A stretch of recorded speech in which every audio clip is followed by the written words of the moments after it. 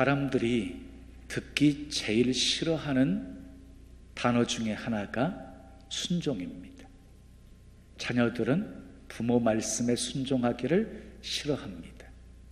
학생들은 선생님 말씀에 순종하기를 싫어합니다. 아내들은 남편 말에 듣기를 싫어합니다. 싫어하는 이유가 무엇일까요? 자기 마음대로 살고 싶기 때문입니다. 그런데 여러분, 모든 사람들은요, 윗사람에게로부터 받은 상처들이 있어요. 부모님에게 받은 상처가 있고, 선생님으로부터 받은 상처가 있고, 그리고 선배, 상사에게 받은 상처가 있습니다. 그래서 반항하는 것입니다. 어쩔 수 없이 예 하고 대답은 했지만 마음으로는 싫어라고 외치고 있는 것입니다. 자, 그런데 문제는요, 하나님을 향해서도 이런 태도를 취하는 것입니다. 말씀대로 살기를 싫어합니다. 자기 마음대로 살고 싶어 합니다. 그리고 실제로 그렇게 살아갑니다. 성경은 이것을 죄라고 지적합니다. 죄다. 자, 신앙생활은 순종의 생활입니다. 신앙생활의 시작은요, 순종학교에 입학하는 것에서부터 시작이 되어지는 거예요. 여러분, 신앙생활이 어렵다고 느껴지십니까? 그런 분들은 순종하는 것이 어렵다고 느껴지기 때문일 것입니다. 예전에 이렇게 말씀하시는 교인이 있었어요. 목사님, 저는 목사님이 무엇을 하라고 하시든지 그대로 다 할 거예요. 그런데 이것만큼은 못해요. 그러니 목사님도 이해해 주세요. 목사님, 저에게 그렇게 말하는 것은 이해할 수 있어요. 근데 걱정스러운 것은요, 하나님 앞에서도 그런 태도를 취하지 않을까 염려가 되는 거예요. 하나님, 저는 하나님 말씀대로 살 거예요. 그런데 하나님, 이것만큼은 할 수 없어요.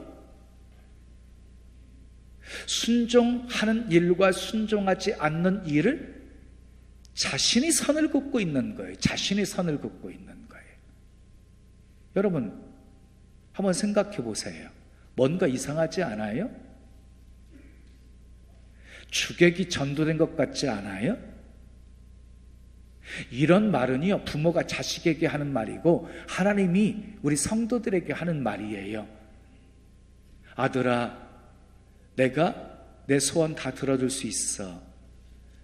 네가 원하는 거 아빠가 최선을 다해서 들어줄 수 있어. 그런데 이것만큼은 안 돼. 하나님께서 우리에게 이렇게 말씀하실 수 있잖아요. 네가 소원하는 거 내가 다 들어주겠다. 그러나 이것만큼은 안 된단다.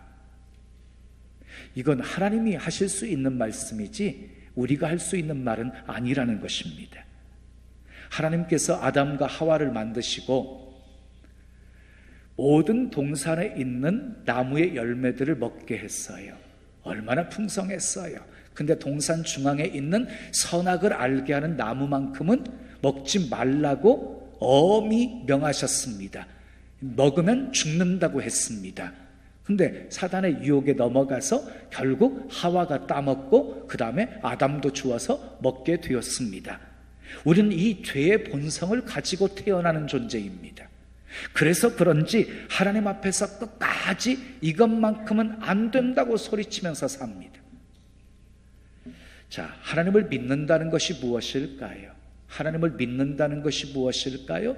하나님의 모든 말씀에 순종할 준비가 되어 있습니다 하는 것이 믿는다는 표현이거든요. 자, 그래서 우리는 도무지 알 수 없는 하나님의 명령에도 하나님을 믿고 순종하는 것이지요. 우리의 생각과 경험과 지식으로 이해할 수 없는 명령이라 할지라도 하나님의 선한 뜻을 믿고 순종하는 것이지요. 순종하면 많은 희생이 뒤따른다는 사실을 알면서도 순종하면 하나님이 다 책임져 주실 것을 믿고 순종하는 것이지요. 아멘이지요. 자, 순종에 대한 딱 말씀을 들을 때 사람들이 두려워하는 것이 있습니다. 하나님께서 모든 재산을 다 팔아서 가난한 사람들에게 나누어 주라고 하면 어떻게 하지? 직장 그만두고 신학교 들어가라고 하면 어떻게 하지? 이 땅을 떠나서 저 이슬람권에 가가지고 복음을 증거하다가 순교하라면 어떻게 하지? 조금 더 염려하지 마십시오. 하나님께서는 감당할 수 없는 명령을 결코 하지 않으시는 분이십니다. 만약에 하나님께서 어떤 사람에게 순교를 허락하신다고 한다면 순교하기 전에 예수님을 위해서 죽는 것이 얼마나 영광스러운 일이고 그것이 얼마나 복된 일인가를 깨닫게 해주실 것입니다. 그리고 순교하는 순간에 찬송하면서 그 길을 가게 만들어 주실 것입니다. 스데반 바라보세요. 스데반. 순교당하는 순간에, 돌에 맞아 죽는 순간에 하늘이 열려요.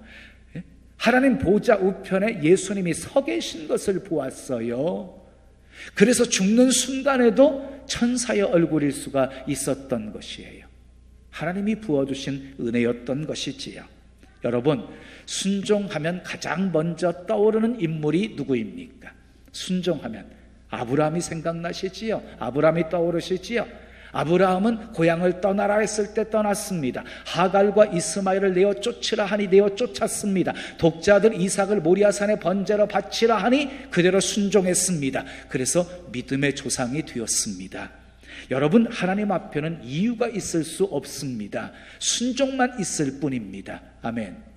계산하면 못합니다. 환경 보면 못합니다. 무조건 순종해야 하는 것입니다. 열왕기하 3장을 보면 아합 왕이 죽고 여호람이 이제 왕이 되어집니다. 아합 왕이 죽자 모압이 배반을 합니다. 조공을 바치던 것을 멈추게 되어집니다. 아람 왕이 분노하면서 여호람이 아람 왕과 유다 여호사밧 왕에게 도움을 청해서 이 삼국이 연합군을 형성해서 모압을 치러 올라갑니다. 그런데 행진한 지 7일째에 물이 떨어져 버립니다. 군사도 그리고 모든 가축들도 먹을 수 있는 물이 떨어져 버린 것입니다. 그 상황을 보면서 여호람 왕은 이렇게 반응을 합니다. 하나님께서 우리를 모압의 손에 붙이려고 하신다 이러면서 슬퍼합니다. 그런데 그때에 여호사밧 왕은 여호와께 물을 만한 선지자를 찾습니다.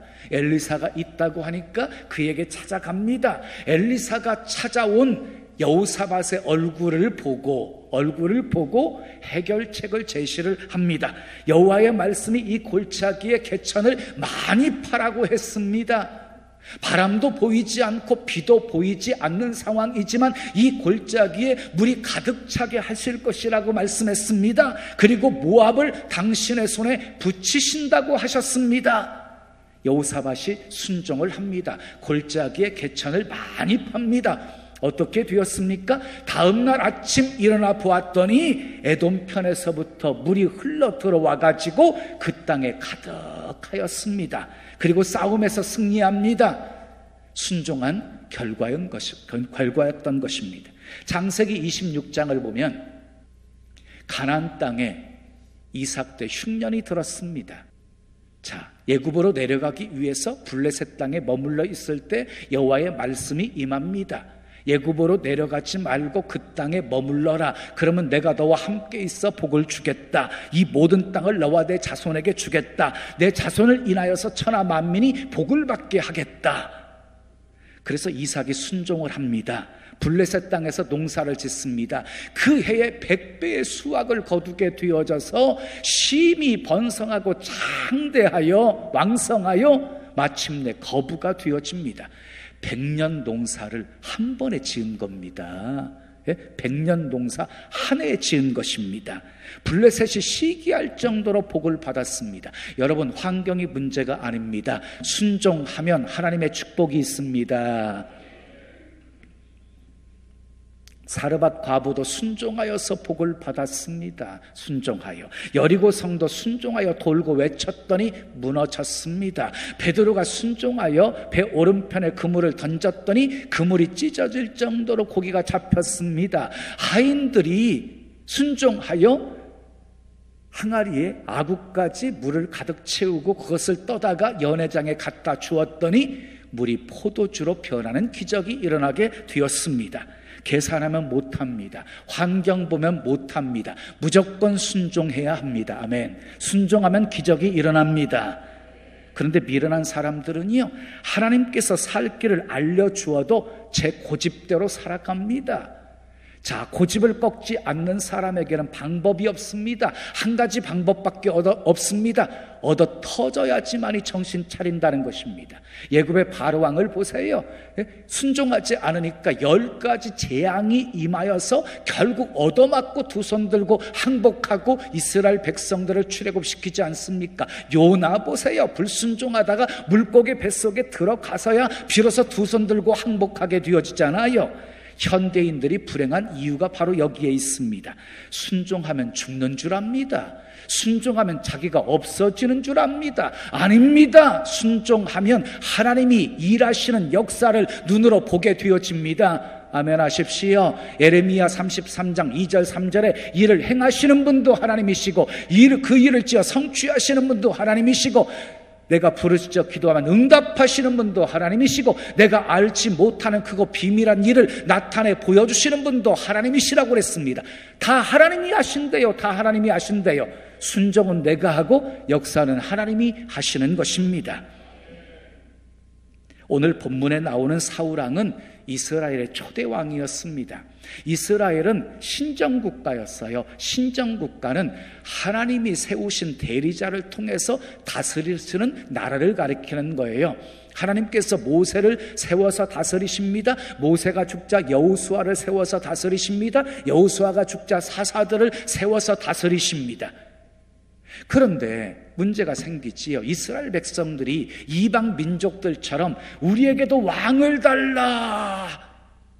달라고 요구를 합니다. 하나님이 싫어하셨지만 그들의 요구를 허락하십니다. 그래서 세워진 초대 왕이 사울 왕이었습니다. 사울이 어렸을 때에는요, 잃어버린 어린 나귀를 찾아오라 그러니까 아버지 명령에 사흘길을 찾아 헤맬 정도로 순종했던 사람이었습니다. 그리고 자기는 작은 자라고 늘 여기면서 살았습니다. 자기가 왕이 될 것이라는 소리를 듣고 뒤주 뒤에 숨었던 사람이었습니다. 이렇게 작게 여겼던 그를 하나님이 높이셔서 이스라엘의 왕이 되게 만들어 주신 것입니다. 그런데 문제는 왕이 된 후에 변질되어 가기 시작했습니다. 점차 교만해지고 탐욕스러워지고 거짓을 일삼는 사람으로 변질되게 되어집니다. 변하게 되어집니다. 그래서 하나님께서 사울을 왕 삼으신 것을 후회하셔요. 후회하셨지만 바로 심판하지 않으시고 바로 버리지 않으시고 한 번의 기회를 더 허락해 주십니다. 아멜렉을 진멸하라고 명령을 하십니다. 아멜렉을 진멸하되 왕으로부터 어린 아이까지 한 사람도 남기지 말고 다 죽여라. 그리고 그들에 속한 모든 가축들을 한 마리도 남기지 말고 다 진멸하라. 왜 이렇게 무서운 명령을 하시는 것입니까? 그것은 아멜렉을 향한 하나님의 심판이었습니다. 왜 아멜렉을 심판하신 것입니까? 아멜렉이 이스라엘 백성들이 가나안 땅에 거주하여서 신정국가를 세우는 데 있어서 수없이 영적인 잡초처럼 그들을 괴롭혔기 때문에 완전히 뿌리까지 다 완전하게 제거하기 위해서 우리 주님이 명령을 하신 것이었습니다. 사울왕은 군사적 열세에도 불구하고 하나님의 도움을 받아서 아멜렉 왕 아각을 사로잡을 만큼 대승을 거두게 되어집니다. 근데 문제가 생깁니다. 하나님께서 아멜렉 사람 한 사람도 남기지 말고 가축 한 마리도 남기지 말고 다 진멸하라고 명령을 했는데 사울왕이 아멜렉 아각 왕을 죽이지 않고 포로로 잡았고 소와 양의 기름지고 좋은 것들을 다 죽이지 않고 남겨두었습니다. 사울왕이 하나님의 말씀에 순종은 했지만 부분적인 순종했을 뿐이지 온전한 순종을 하지 않은 것이었습니다. 하나님께서 이 일로 인해서 사울을 왕으로 삼으신 것을 후회하시고 사울왕을 버리기로 작정하시고 사무엘에게 말씀을 하십니다. 하나님의 말씀을 받은 사무엘이 밤새도록 근심하면서 부르짖어 기도하다가 이 사울왕을 찾아가 만납니다. 근데 더 큰 문제가 생깁니다. 사무엘이 죄를 지적하자 이 사울 왕이 끝까지 변명으로 일삼았다는 것입니다. 20절 21절 말씀을 함께 읽겠습니다. 시작.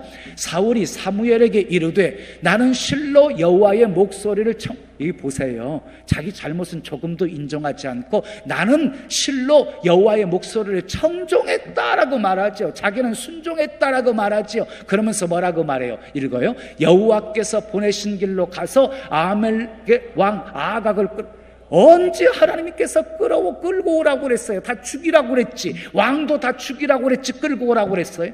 그 다음 또 읽으세요. 아멜렉 사람들을 진멸하였으나 다만 누가 백성이 그 마땅히 멸할 것 중에서 가장 좋은 것으로 길갈에서 당신의 하나님 여호와께 제사하려고 양과 소를 끌어왔나이다 하는지라. 사울왕은 끝까지 자기 잘못을 인정하지 않고 백성들에게 책임을 다 전가해버립니다. 백성들이 끌고 온 것이라고.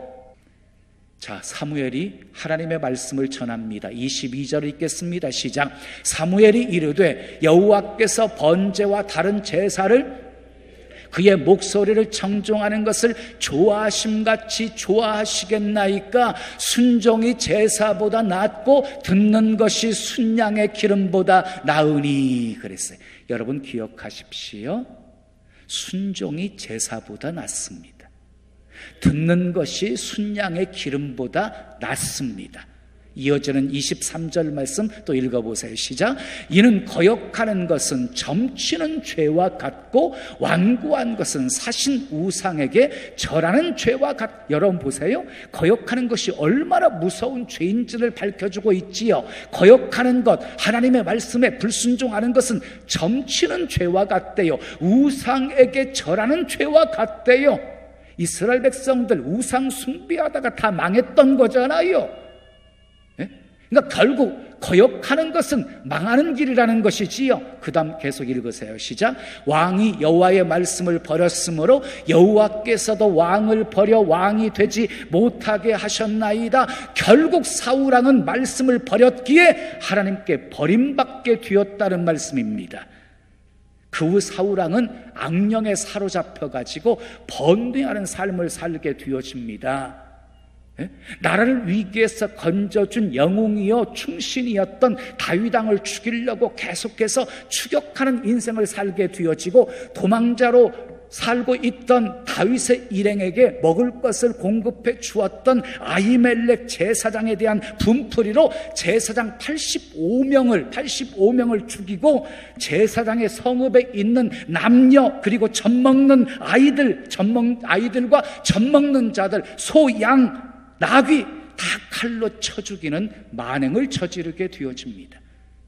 그리고 결국 사울왕은요 길보아산 전투에서 적이 쏜 화살에 맞아가지고 피를 흘리면서 죽어가는 상황 속에서 자기가 자결해서 죽습니다.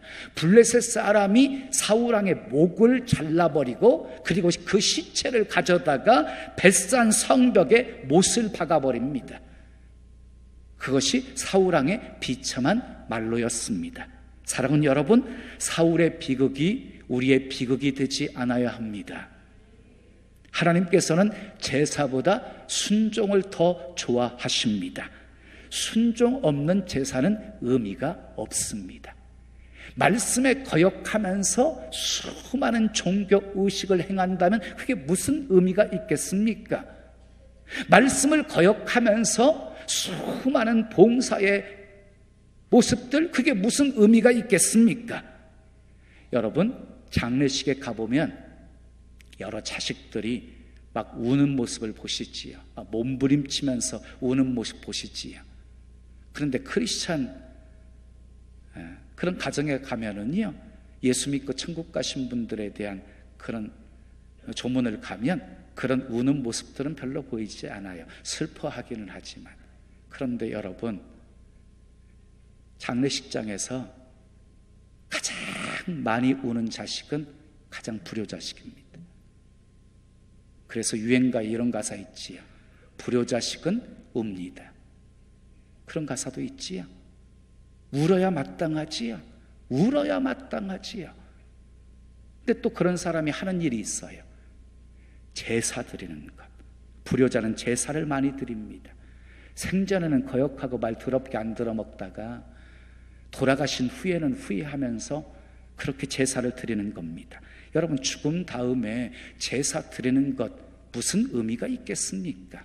살아 생전에 한 번이라도 더 찾아뵙고 한 번이라도 더 맛있는 거 사드리고, 그리고 여러분, 순종이 제사보다 낫다고 했으니까 부모님 말씀 한마디 순종하고 들어드리는 것이 부모님을 기쁘시게 해드리는 것이지요.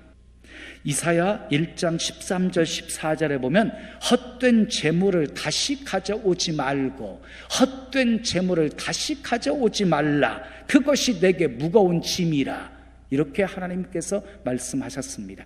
순종이 없는 희생, 제사, 봉사, 헌신 아무 소용 없다는 것입니다. 아니, 오히려 그것은 하나님께 짐이 되어진다는 것입니다.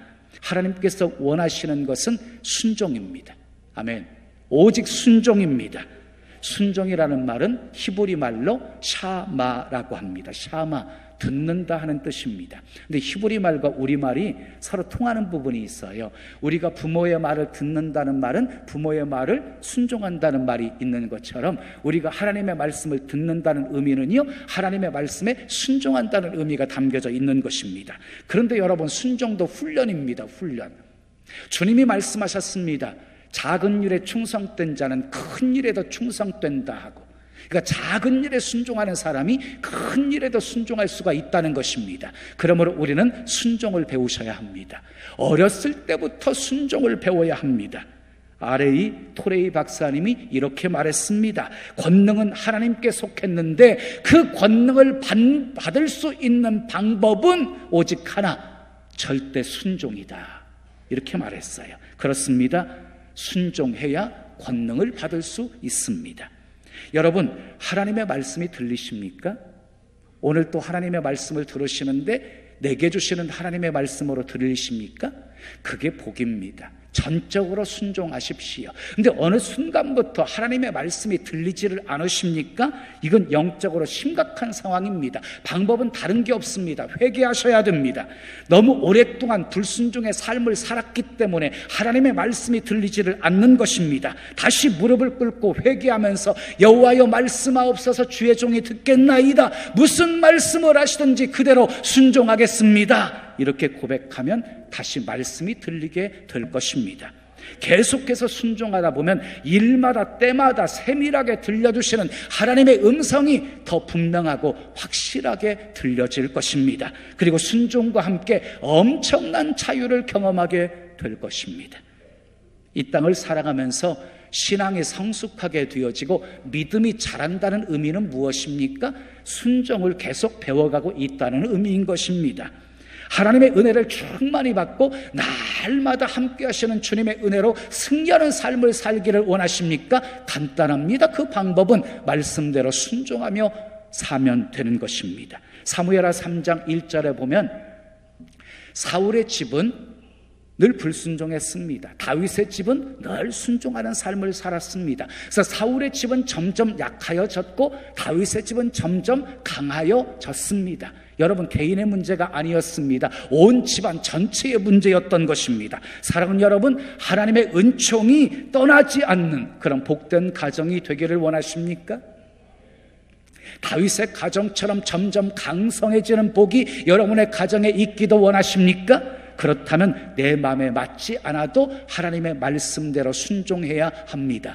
내 생각과 달라도 순종하셔야 됩니다. 순종하면 하나님이 함께 하십니다. 순종하면 하나님이 다 책임져 주십니다. 말씀에 불순종하여 저주받는 인생이 아니라 말씀에 순종하여 늘 복받는 인생으로 사시기를 예수님의 이름으로 축원합니다.